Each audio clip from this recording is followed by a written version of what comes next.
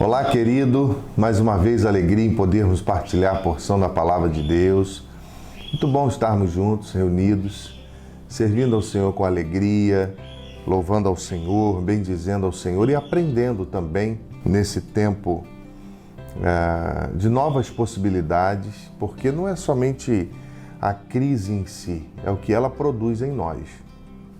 E nós estamos falando sobre a Bíblia, sobre a característica daquele que ama a palavra de Deus, né? Nós lemos Isaías 40, o verso de número 8, que diz que a erva seca, as folhas caem, mas a palavra de Deus permanece para sempre. Falamos sobre essa necessidade da ação, né? Porque não é assistir uma ópera de Beethoven. Olhar para a Bíblia e não aplicá-la ao coração, não se submeter a ela e não agir de acordo com os princípios dela, é como está se gabando da Bíblia ser o livro mais vendido do mundo, mas está perdido quanto ao seu propósito e quanto ao seu caráter nas nossas vidas. Falamos sobre a necessidade de cavarmos a busca dos tesouros de Deus, falamos sobre a necessidade de olhá-la por dentro.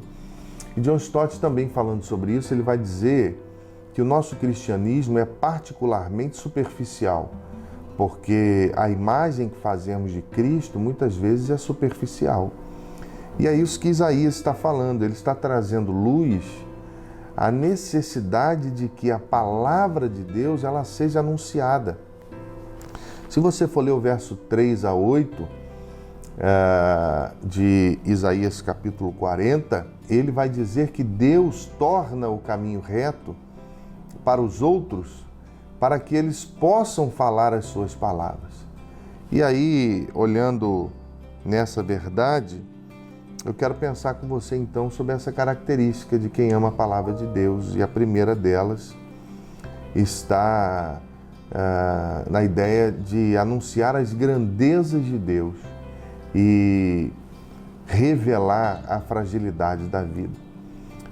Aquele que ama a palavra de Deus, ele não consegue viver sem proclamá-la.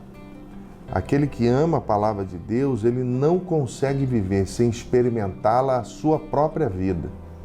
1 Pedro, capítulo 2, versículo 9, vai dizer que nós somos geração eleita, sacerdócio real, nação santa, povo de propriedade exclusiva de Deus, para anunciar as virtudes daquele que nos chamou das trevas para a sua maravilhosa luz.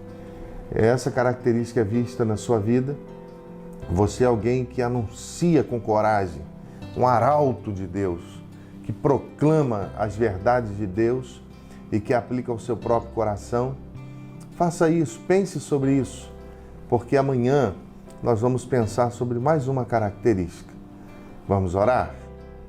Deus, eu quero te pedir que o Senhor abençoe os meus irmãos, que o Senhor nos ajude a proclamar as tuas grandezas. Que o Senhor nos ajude a ter a tua palavra na nossa boca, no nosso coração. Que o Senhor nos ajude, Senhor, a aplicarmos a vida, a respondermos com fé e, ó Deus, a entendermos a necessidade de nos submetermos à tua vontade. Que o Senhor abençoe os meus irmãos. Que o Senhor nos abençoe nessas necessidades. É minha oração no nome de Jesus. Amém e amém. Deus nos abençoe.